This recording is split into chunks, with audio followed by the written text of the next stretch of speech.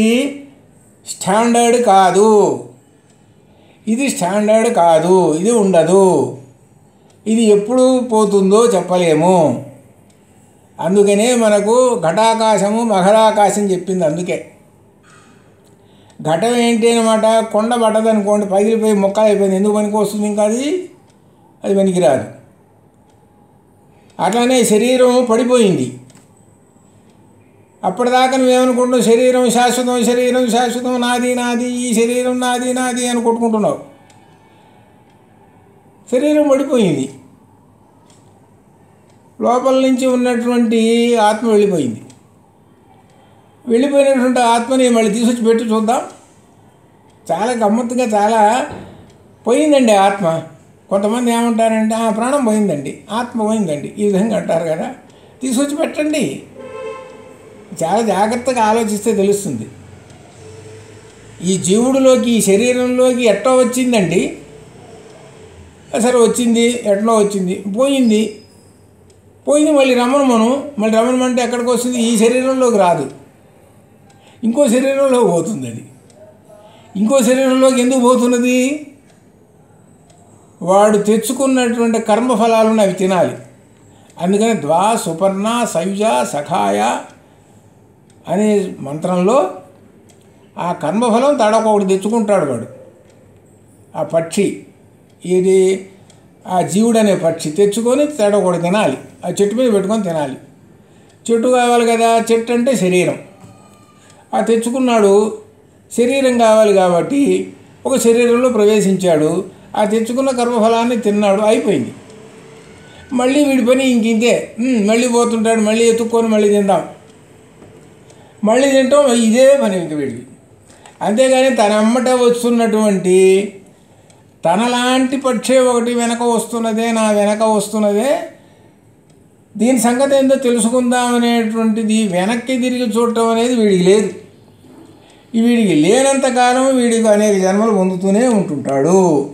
అది అంత విశేషం చెప్పుకుంటూ వస్తూ దీనిలో బృహదారణ్యకోపనిషత్తులో చెబుతూ బ్రహ్మమునకు ఎటువంటి వికారాలు లేవండి, ఎటువంటి మార్పులు ఉండవు, నిత్యమైనటువంటిది అని చెబుతున్నాడు కూటస్థమైనటువంటి వాడు అని చెబుతున్నది. ఇంక ఈ విధంగా బ్రహ్మమును బ్రహ్మజ్ఞాన సాత్కార్యానికి నుంచి మహానందం పొందుతాడు.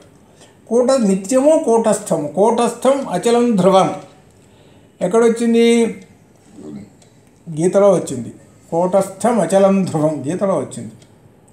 కూటస్థం అని అంటే అర్థం ఏంటంటే, కూటం అనే దానికి అసలు అర్థం ఏంటంటే, ఈ స్వర్ణకారులు బంగారం పనిచేస్తుంటారే వాళ్ళ దగ్గర ఒక దిమ్మె ఉంటుంది, ఇనప దిమ్మె, చిన్న దిమ్మె ఉంటుంది, ఇనప దిమ్మె ఒకటి ఉంటుంది. ఆ దిమ్మె మీద సుత్తె పెట్టి ఆ బంగారాన్ని కొడుతూ ఉంటుంటారు, కాల్చి ఈ విధంగా కొడుతుంటారు.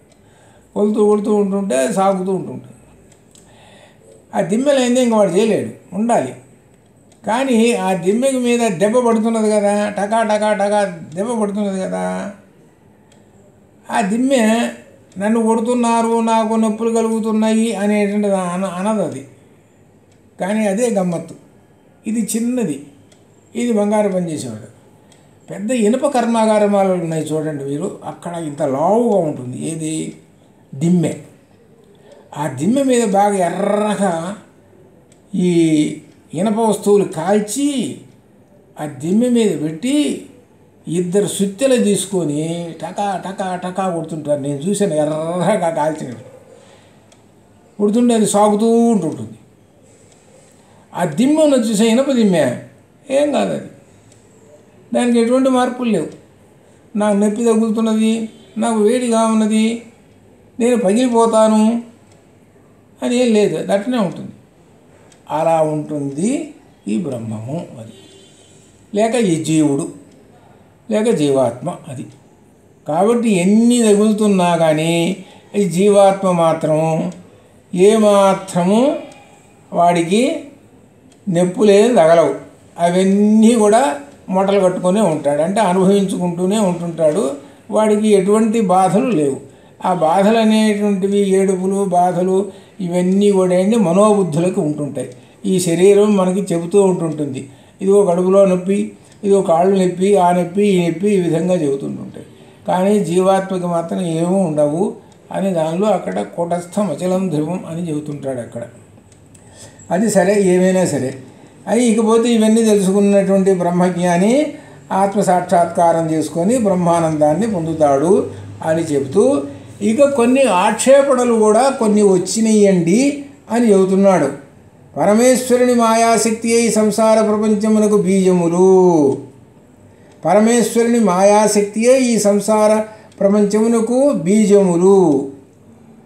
అవి నామరూపం. ఆకాశో వై నామరూపయో నిర్వహితాయే ఇదంతరాతద్ బ్రహ్మాతదమృతం స ఆత్మ.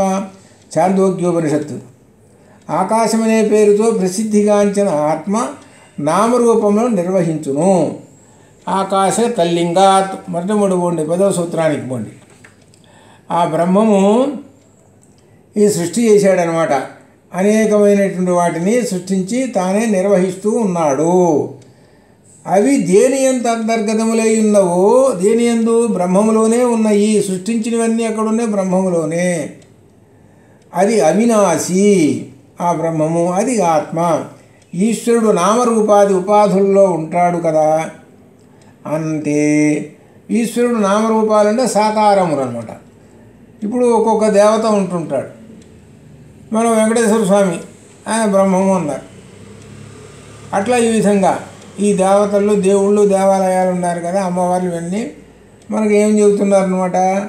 ఆ బ్రహ్మము వివిధ రూపములలో ఉన్నాడు.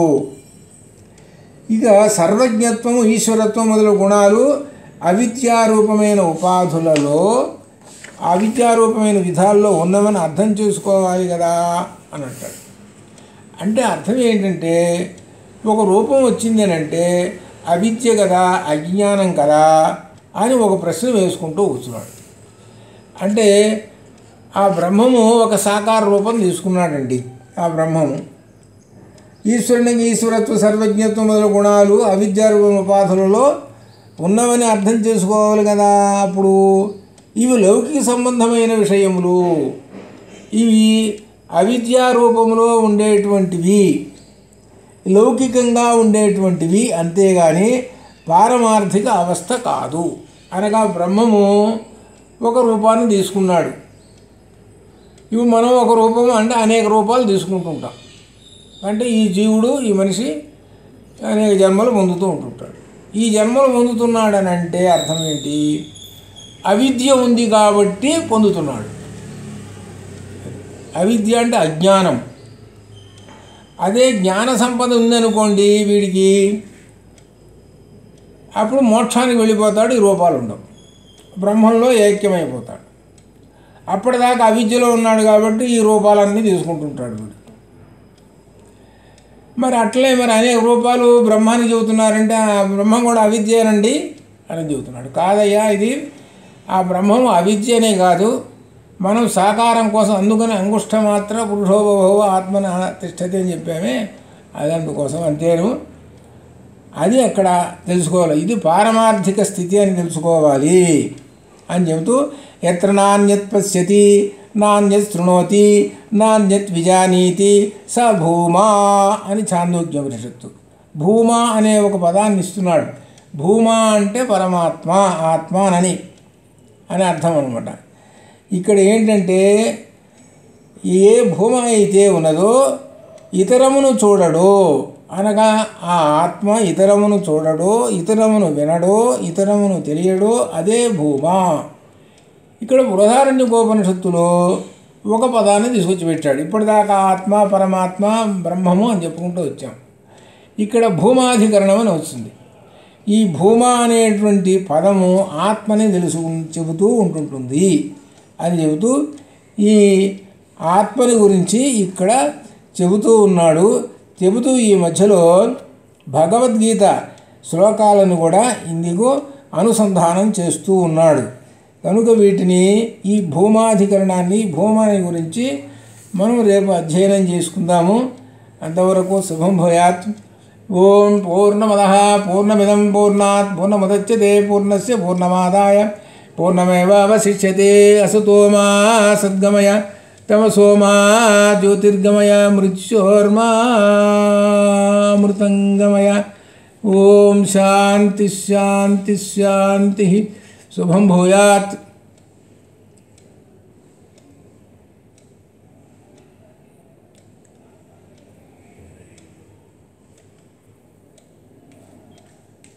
ఎక్కడ ఉంది ఇది?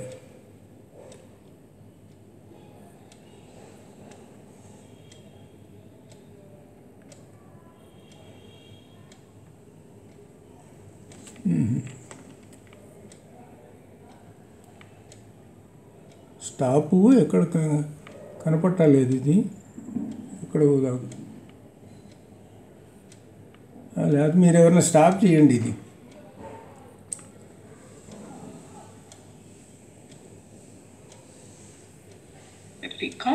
రికార్డింగ్లో లేనట్టుందండి.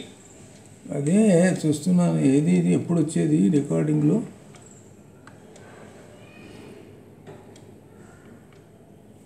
రికార్డ్ చేయలేదు గురువుగారు. రికార్డ్ చేయలేదా?